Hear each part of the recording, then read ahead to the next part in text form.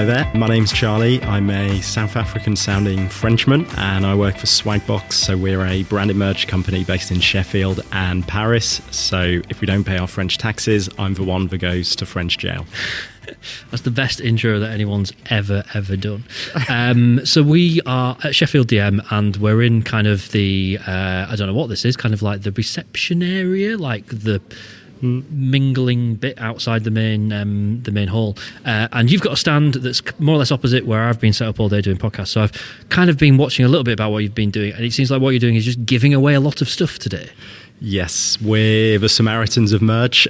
So brilliant description. Yeah, we this is a bit of a last minute event for us. So we had about a week's notice. No car, had to come in an Uber. But normally we're a bit more organised, and because we work in branded merch, the kind of merch we sell to our clients is often used at events. So we kind of essentially reflect the work we do by also attending events, giving some merch and getting people kind of interested in the different kind of merch you can do. It doesn't have to be a tote bag and a yo-yo. It could be something really interesting. So I'm wearing an Evoluted branded baseball cap, which I believe came from you? Yes, we had 7 days notice to do that. So we did the sunglasses and the hats for Giorgio, and in return we got to kind of be here, which is really cool. But yeah, you can brand pretty much almost anything, but lead times is often what clients forget, and because of Amazon Prime, they kind of expect almost a next day service of, can I get 1,000 Herschel rucksacks embroidered for tomorrow morning? No. Someone's going to be really busy with a needle and some thread. I've got 1,000 of these to get done. Yeah. I find the world of merch quite interesting because it seems to kind of go in, certain things become really popular for a while. Those spinny things that everyone had for a bit. Fidget spinners. Yeah, that was they were dark days. But, and then you've got the old faithful, like a good old pen. Who doesn't like a pen? What's kind of like the big thing at the moment? Like the more serious answer would be sustainable merch. So people don't want to walk away with a bag full of plastic stuff that they're kind of guilty because they know it's going to end up in a landfill. So that is the biggest thing, is moving away from like cheap plastics and actually doing like one really nice item rather than here's 5 and 6 bits and bobs. Our biggest one is socks. Obviously you can't see them, but if they're good quality socks, like, and the design on them looks kind of a bit bougie, a bit interesting, then they'll fly off and people will wear them. And the only other one, it's a bit boring, but umbrellas in the UK. Yes.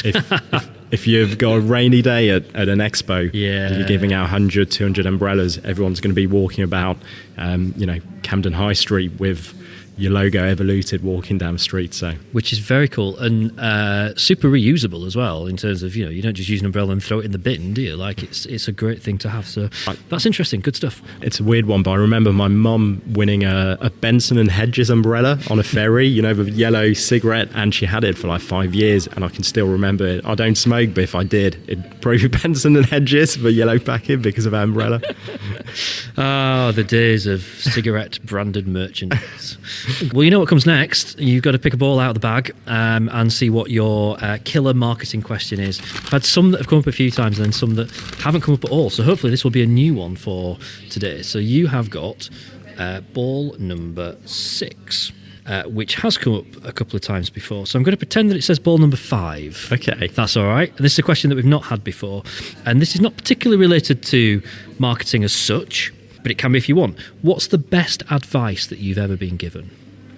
That's a really tough one. I don't feel I get much advice in life. Get a mortgage, I think, especially when I was renting in London, get a mortgage up north, which I did, and it is better. Less of my income goes to landlord. Let's concentrate on that then. So anyone that lives down south, yes, you're an idiot.